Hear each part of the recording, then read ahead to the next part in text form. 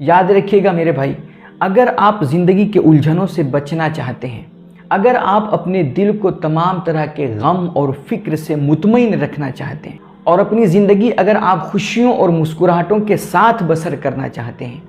میرے بھائی اللہ کا ذکر کبھی مت بھولنا۔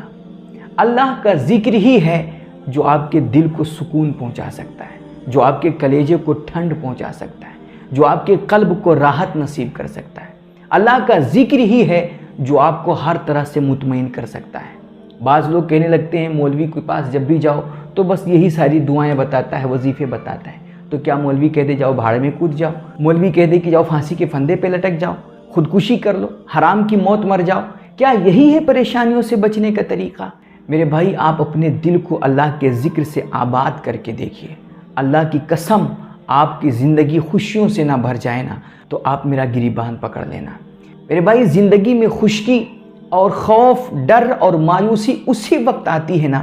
جب ہمارا دل اللہ کے ذکر سے غافل ہوتا ہے۔ اللہ کے رسول صلی اللہ علیہ وسلم ارشاد فرماتے ہیں، مثل الذی یذکر ربہ والذی لا یذکر ربہ مثل الحی والمیت، کہ مردہ ہے وہ دل جو اپنے رب کے ذکر سے غافل ہے، جو اللہ کی یاد سے غافل ہے، اور آباد ہے وہ دل، خوشحال ہے وہ دل، پرسکون اور مطمئن ہے وہ دل جو اپنے اللہ کے ذکر سے معمور ہے، جو اپنے رب کے ذکر سے معمور ہے۔ اسی طرح ایک دوسری روایت ہے، اللہ کے رسول صلی اللہ علیہ وسلم ارشاد فرماتے ہیں، مثل البیت الذی یذکر اللہ فیہ والبیت الذی لا یذکر اللہ فیہ مثل الحی والمیت، کہ وہ گھر زندوں کا گھر ہے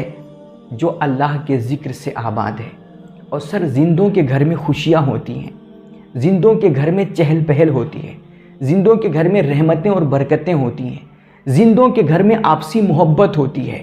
اور اللہ کے رسول فرماتے ہیں کہ وہ گھر مردوں کا گھر ہے جس میں کوئی اللہ کو یاد کرنے والا نہیں ہے، جس گھر میں اللہ کا ذکر نہیں ہوتا ہے۔ اور سر مردوں کے گھر کو قبرستان کہتے ہیں۔ اور قبرستان میں کیا ہوتا ہے؟ قبرستان میں وحشت ہوتی ہے، دہشت ہوتی ہے، خوف اور ڈر کا سما ہوتا ہے سر، وہاں پر چور اور ڈاکو چھپا کرتے ہیں۔ میرے بھائی اگر آپ چاہتے ہیں کہ آپ کے گھر سے ان تمام طرح کی نحوستوں کا خاتمہ ہو، چاہتے ہیں کہ آپ کے گھر میں خوشیاں آئیں، اللہ کی رحمتوں اور برکتوں کا نزول ہو، آپ کے گھر میں چہل پہل ہو، ایک روشنی پیدا ہو، محبت پیدا ہو، اور لڑائی جھگڑوں کی نحوستوں سے آپ کو چھٹکارا ملے، میرے بھائی آج سے اپنے گھر میں اللہ کا ذکر کرنا شروع کر دیجئے، اس میں تلاوت قرآن کیجئے، اس میں نمازیں پڑھیے، استغفار کیجئے، درود پاک پڑھیے، بچے کو نمازی بنائیے سر، اور اپنے گھر میں کسی کو حالت جنابت میں مت رہنے دیجئے، ہر کوئی پاک اور صاف رہے۔ یقیناً اللہ کی قسم میں کھا کے کہتا ہوں یار آپ کا پورا گھرانہ خوشحال ہوگا۔